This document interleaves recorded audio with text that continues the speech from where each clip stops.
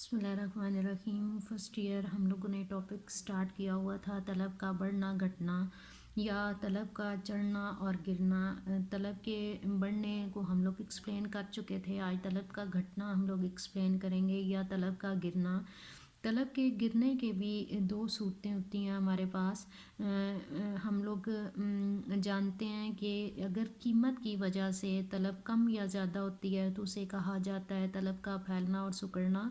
कीमत के अलावा बाकी वेरिएबल्स की वजह से तलब चेंज होती है तो उसे तलब का बढ़ना घटना या तलब का चढ़ना और गिरना कहते हैं। तलब के गिरने की या घटने की जो पहली सूरत आप लोग देखें गोशवारे में कि पहला जो कॉलम है हमारे पास, इसमें हम लोग प्राइस शो कर रहे हैं 20 रुपीज़ 2010, 11 एंड 12। 2010 में दूध की डिमांड जो है वो 20 टन है, 2011 में 15 टन हो जाती है, 2012 में ये हो जाती है 10 टन।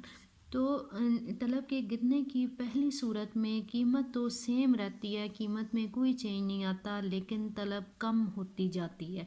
जैसे 20 रुपये कीमत पे 2010 में 20 टन, 2011 में 15 टन और 2012 में ये हो गई है 10 टन।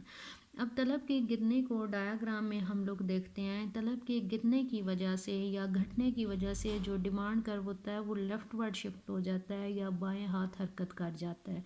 हम सेम डिमांड कर्व पे नहीं रहते, डिमांड कर्व शिफ्ट हो जाता है, चेंज हो जाता है। जैसे आप पहले देखें कि 20 रुपये अगर फी लीटर दूध है तो उसकी डिमांड है 20 टन। हमारे पास आ गया पॉइंट ए पे ये हमारे पास डिमांड कर्व है जिसे हमने D1 का नाम दिया है। उसके बाद कीमत हमारे पास सेम ही रहती है, लेकिन डिमांड अब 15 टन हो गई है। सेम कीमत पे डिमांड 15 टन हमारे पास आ गया पॉइंट बी। नया demand curve D2 dotted lines की मदद से हमने शो किया है। तो डिमांड के कम होने की वजह से, घटने की वजह से, गिरने की वजह से डिमांड कर्व अब लेफ़्ट वर्ड शिफ्ट हो गया है या बाएं हाथ पे हरकत कर गया है। मज़ीद अगर सेम प्राइस पे डिमांड मज़ीद गिर जाती है, 10 टन हो जाती है, तो 20 रुपये कीमत पे ये 10 टन हमारे पास इसकी डिमांड है। हमारे पास आ गया पॉइंट सी, नया डिमांड कर्व जिसे D3 का हमने नाम दे दिया है। ये अब मज़ीद जो है वो लेफ़्ट वर्ड शिफ्ट हो जाता है। उसके बाद तलब के गिरने की दूसरी सूरत आप लोग इस गोशवारे में देखें।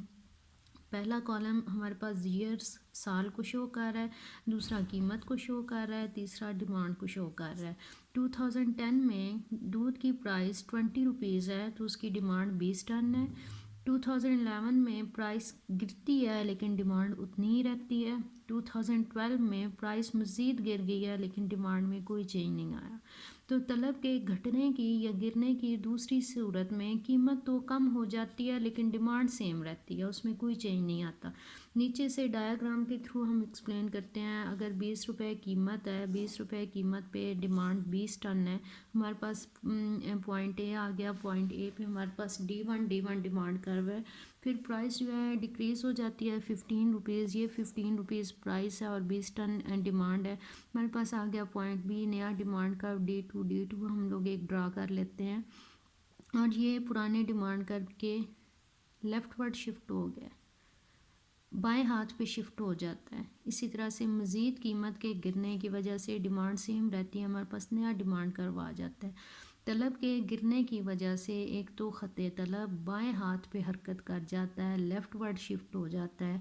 और तलब के गिरने की दो सूरतें होती हैं, एक में कीमत सेम रहती है और तलब कम हो जाती है, और दूसरे में कीमत कम हो जाती है और तलब जो होती है वो सेम रहती है।